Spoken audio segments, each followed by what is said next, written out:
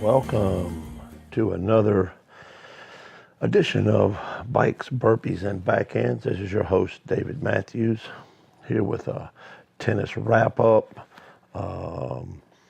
Just got through officiating a tournament, USTA junior tournament here in the Atlanta area this weekend, also with the kickoff of the French Open and et cetera, et cetera.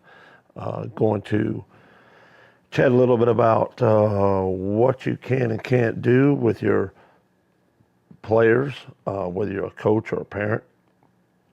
Also, tap a little bit into the French Open scene that's going on right now. A lot going on over the big ocean there.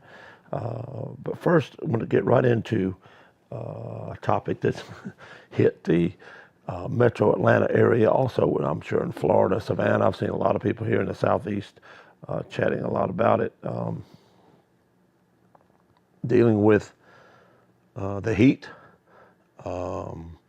It did, as it usually does. The heat comes in waves.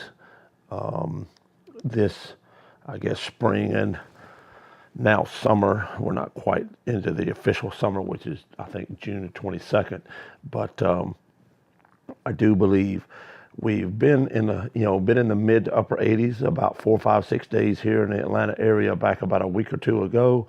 Then all of a sudden this weekend, starting about last Thursday, we started hitting the 91, 92. Then all of a sudden, I think today is supposed to be 94. And yeah, you just kind of turn the thermostat up a little bit. But the key is, in my mind and dealing with it, you either get used to it or you get out of it. From a player standpoint, to me, the most enjoyable time of the year when it was hot, and I knew I had to train in it. I had to either, if I like to do my biking for my cardio, I used to do my biking in the middle of the day, 1, 2 o'clock. I'd go over to Stone Mountain Park, get my bike out. There would be nobody there, and that was a great thing to see. Then you have to worry less about runners and cyclists around the mountain. That made training a little bit more, fun for me, because less people to worry about, what they're doing. Gave me a little more time to focus on what I was doing. But at the same time, going out and finding a tennis court at 2 or 3 o'clock in the afternoon was a little bit easier. Matter of fact, it was darn right pretty simple. Just go play. And for that reason, that gives you the chance to get out there when it is easier to find courts, easier to find places to train, because you've got to do it in the heat, whether you like it or not. It teaches you to focus on your game. And if you're used to the heat, it's just another environmental thing you play with. The sun, the wind, the heat, dealing with it. That's all part of the game. Moving along with, I saw a lot of juniors this weekend, from 18s all the way down to 10s. There is a battle that goes on within each of us to drink the correct fluids. And I'm very emphatic about this.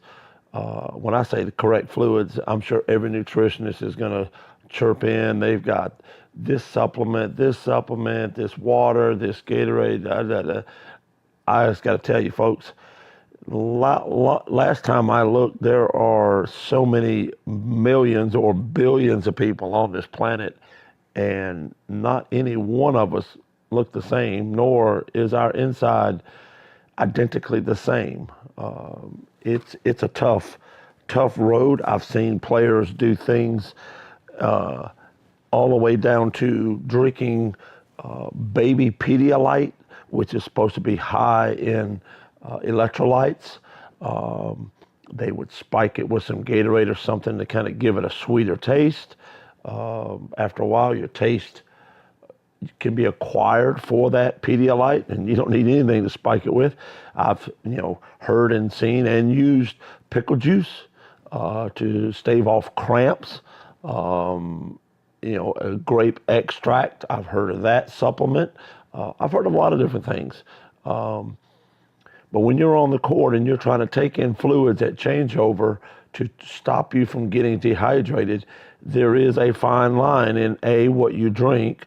You see a lot of the pros will drink, looks like, I'm pretty sure it would be a mixture of whether they have a nutrient supplement mixed in with water. It might look like orange juice, might look like a light colored Gatorade, things like that. And then they also seem to almost always have a bottle of water that they chase it with. Basically, that's to get the taste out of your mouth.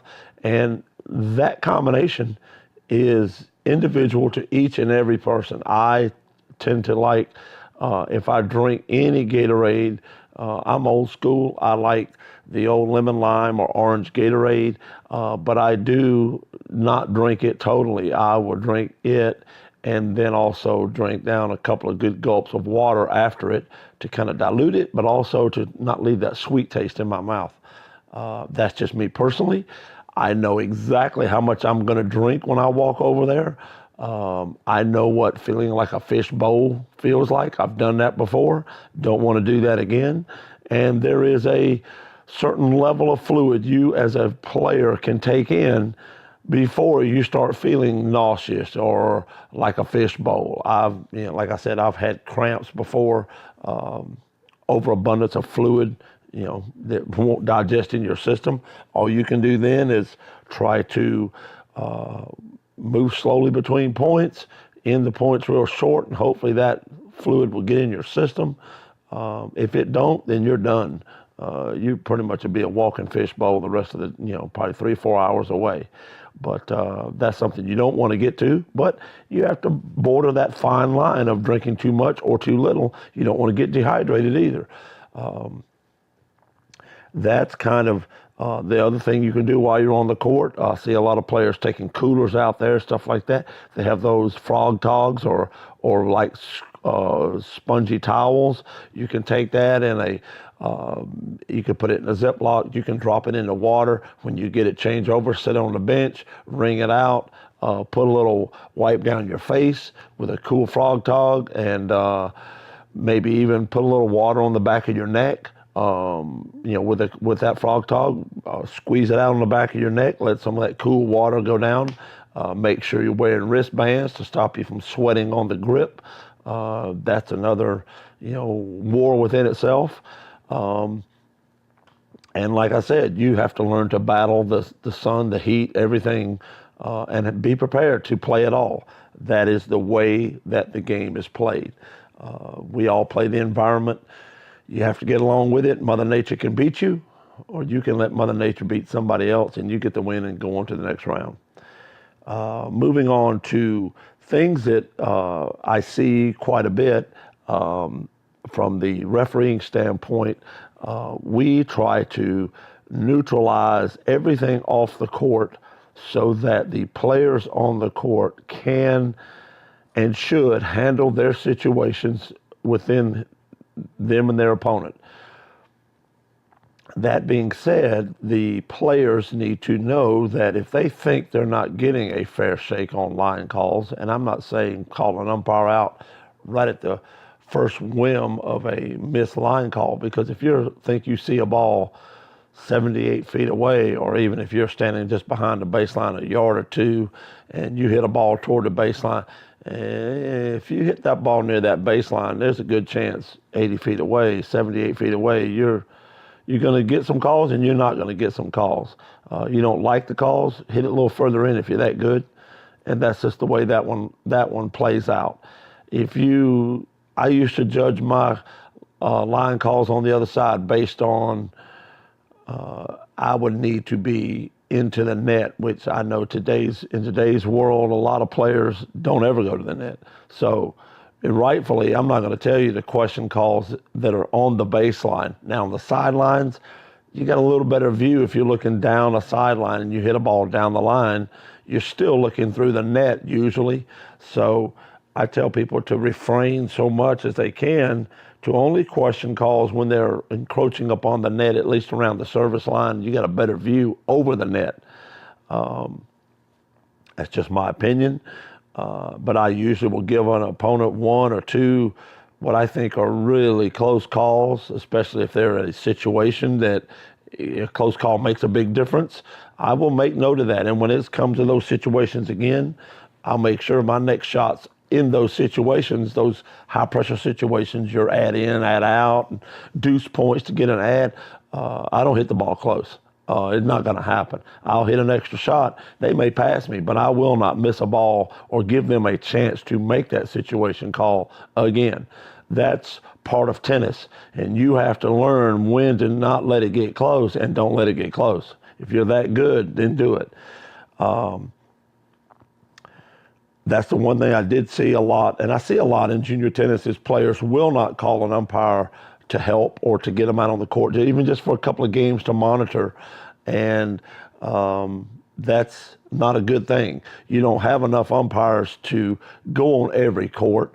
I don't care if you're at a 4-court facility or a 12 or 15, 24-court facility, you're never going to have enough umpires to go on every court. Otherwise, your entry fee would be hundreds of dollars so that you could pay those people to be on the court all day long. Next thing is when the player walks into the court surface area through the gates, parents and coaches are pretty much done. Unless your tournament says you can coach, which you can coach at a split set situation where two players split the first two sets. They get 3 minutes to be coached before the third set or super match tiebreak starts.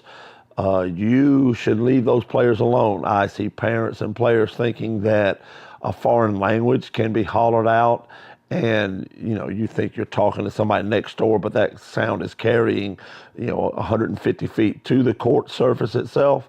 You're not fooling anybody. You're actually looking pretty stupid standing there or sitting there screaming that loudly with other people around you. It's no mystery what you're doing. So if you want to go into a foreign language and act like you're not doing anything, so be it. Hopefully the tournament director and the officials will ask you to leave, and that will be exactly what you deserve.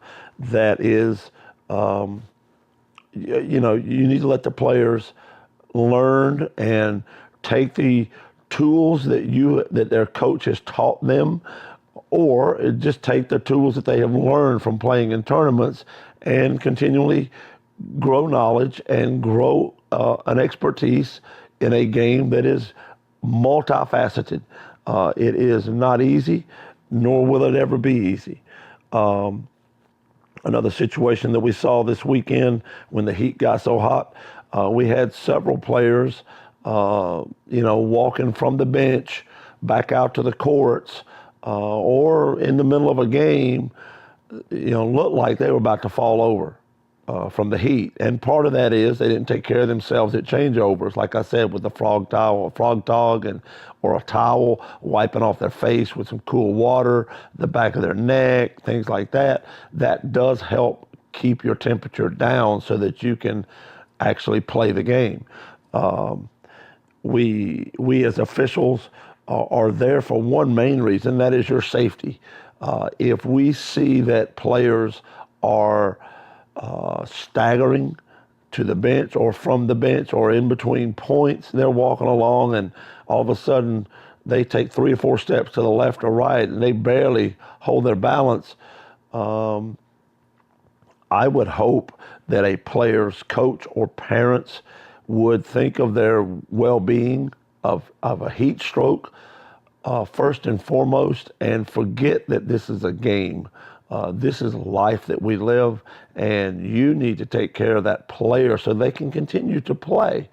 They obviously are not acclimated to the heat yet, and or have not done the proper steps to keep their body temperature down and enough fluid in, or ate properly. A lot of those combinations can all add up to disaster. An official goes out on the court, you get usually 1 medical timeout for a heat-related, I don't call it injury, but that's what it is termed. And after that, you don't get another one. So don't make the second one where somebody literally face plants the asphalt because of heat. that's just not intelligent. You have said you will have had so many signs to pull that player off the court.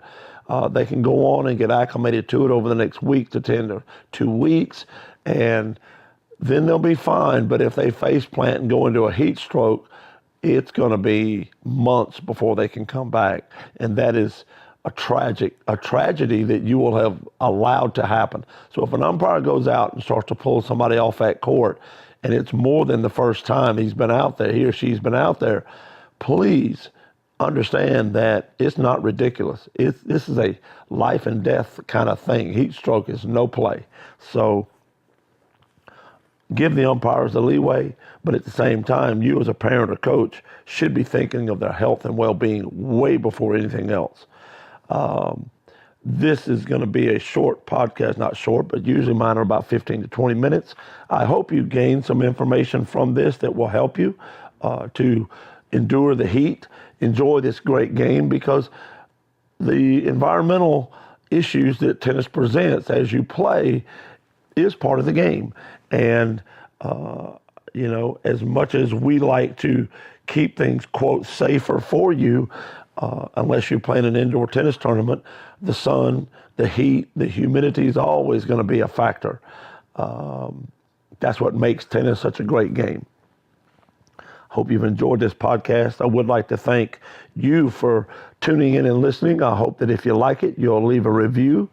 I hope that you will also hit the share button and share it with your friends and tennis playing family and friends so they can learn from it. If you got any questions, you can always email me at bikes, burpees, backhands. There's no commas, no spaces in there, at gmail.com. I'd be glad to come on in a future podcast, give you a shout out, and also answer your questions, hopefully. I'd like to thank Morgan Rowe of the Morgan Rowe Band for the intro and the exit music every podcast that we have. She's a great girl. She's out on the music scene here and around the East Atlanta and North Georgia area. So please go out and give her a shout out and go check out her music. It's pretty awesome. And anything else you guys ever have, please remember to email me. You can always support us by going to Bike Friendly ATL on Facebook or on Instagram, but on Facebook you can go there. There's a donate button that will help keep us going and honoring our fallen friends that have happened all around the Southeast. Hope you all have a great day, and I hope you enjoy the summer, especially you kids. Got a summer break. Hope you enjoy it. Get out, enjoy the sunshine, and work your way through the tournaments. Cycling, I will be seeing lots of people out on the rides, trying to make the critical mass on the 31st in downtown Atlanta. That would be kind of awesome. But I hope everybody has a great day. Hope you enjoy this podcast, and take care.